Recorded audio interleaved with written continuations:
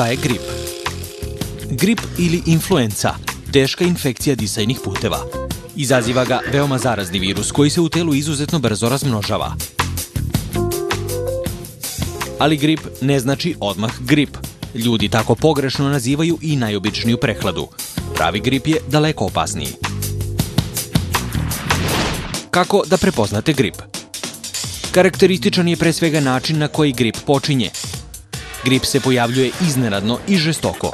U najkraćem roku zaražene muče visoka temperatura, teški bolovi u glavi i udovima i ekstremna malaksalost. Grip jako oslabljuje organizam. Grip može da dovede i do zapaljenja pluća.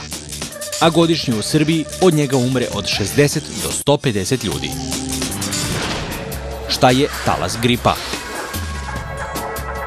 O talasu gripa ili epidemiji se govori kada je najmanje 10 do 20% stanovništva zaraženo.